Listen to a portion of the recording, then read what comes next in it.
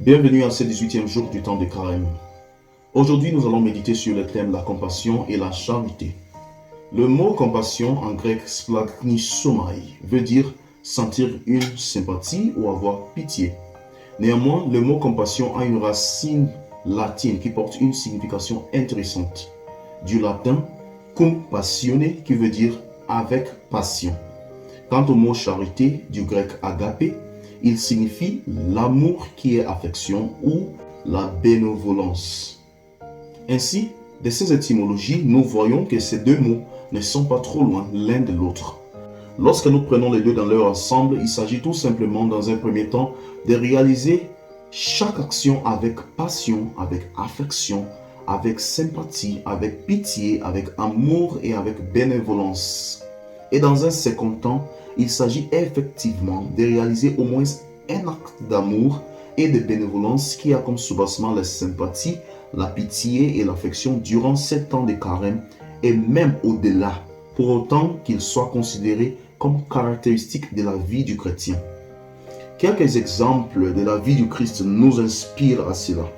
Il nous est dit plusieurs fois dans la Bible et précisément dans les évangiles que les actions entreprises par le Christ, notamment les guérisons et bien d'autres miracles réalisés par le Christ, étaient mus par la pitié, par l'amour, par la sympathie et par l'affection.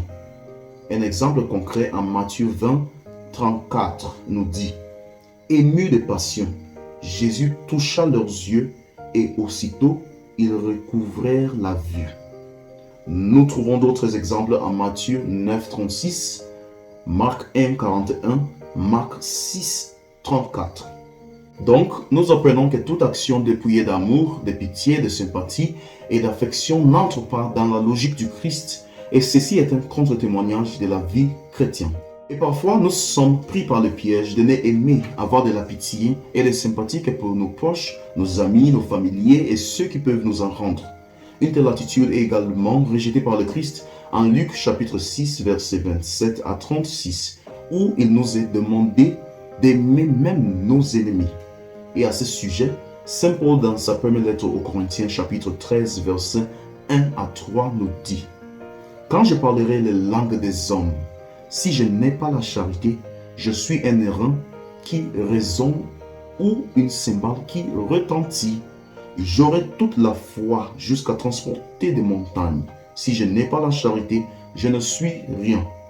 Quand je livrerai même mon corps pour être brûlé, si je n'ai pas la charité, cela ne me sert à rien. » C'est à cette charité et compassion que nous sommes invités en ce temps de carême et que Dieu nous accompagne sur ce chemin. Amen. Bonne continuation du temps de carême à tous.